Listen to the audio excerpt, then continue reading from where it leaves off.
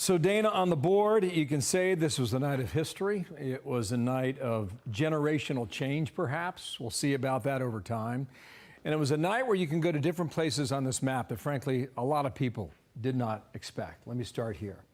This is Florida. This is Miami-Dade. They went Republican, and they went Republican for the first time at the presidential level since 1988. That's one data point. This is Osceola County along the I-4 corridor just south of Orlando, Florida. Osceola County went with Trump.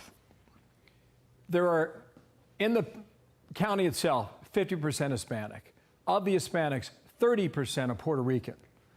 Remember all that stuff in the final 7-8 days, going back to Madison Square Garden? 30% Puerto Rican in Osceola County. Up here in North Carolina, we were checking out this town and this county last night. It's rural. It also has a strong minority population, about 47% African American. This is Anson County. They have gone Republican twice since the 1890s. Last night was the second time. Out here along the border in Texas, another fascinating development. This is Starr County right here on this part of the border, right? Trump won it, okay? They have not voted for a Republican since 1876.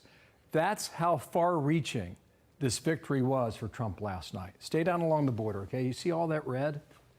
This is 8 years ago in Hillary Clinton. See that? 4 years later, a bit of a mix there, and now, in 2024, it is almost all red along the border there in Texas. So you got these little data points. You got Hispanics, African Americans. You got the border issue. Puerto Ricans, right? They were so maligned in the past week of this campaign.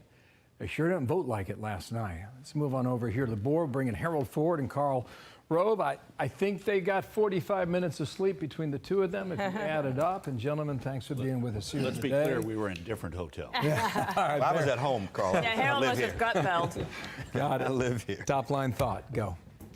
Well, you mentioned Starr County, and it last voted for a Republican president in 1892 when Grover Cleveland is trying to get back in the White House and Benjamin Harrison is president. And do you know why it votes Republican then?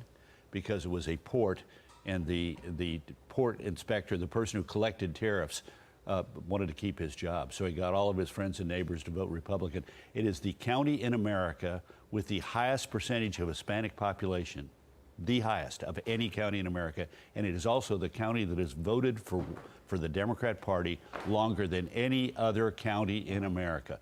No other county has had a record of being in the Democratic column from 1896 to today. Call up number one, guys. Our Fox News voter analysis. Look at this on immigration. In 2020, 3% said it was the most important issue. Last night, Dana, it was 20%. Yep. Harold, what are you thinking now? So good morning, and glad to be with you. Thanks for having me. Last night, I thought a lot about this over the last few hours. I couldn't sleep when I got home. I got home really late. And I think to myself, this was a rebuke last night of Democrats and Republicans, those of us who come from traditional aspects of our party. Donald Trump is asking, and more importantly, his supporters are asking, I think, the country to listen to them, listen to him. I've talked to a lot of Democrat friends this morning, and I've listened to them express concern and angst and disdain and even anger about where we are. And my only thinking is I thought about it, even prayed about it this morning, as I talked to my kids cooking breakfast this morning, taking them to school. How do we consider the architecture and options to address problems that people are really dealing with? I didn't see anger on the street this morning here in New York.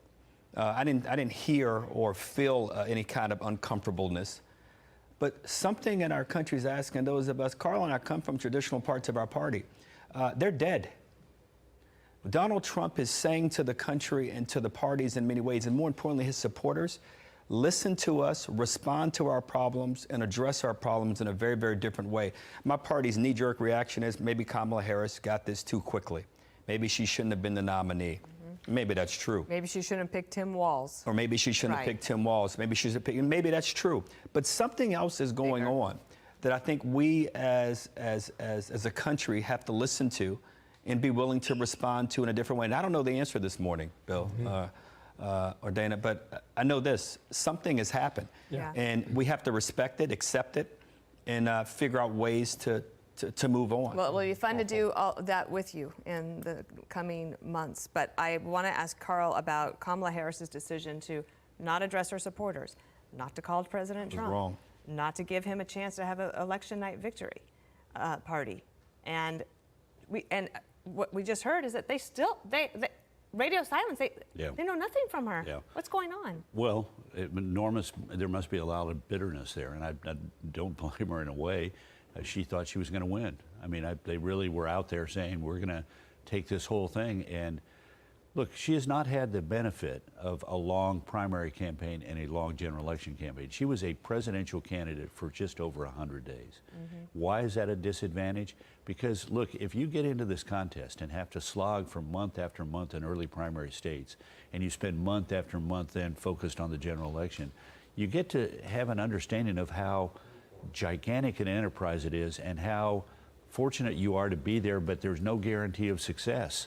And I think she came into this thing with a bang, and she thought she was going to win this thing handily, and she has not been prepared by the agony of a long campaign for this moment. Two more things here. Right track, wrong track. This should have been the canary in the coal mine, right?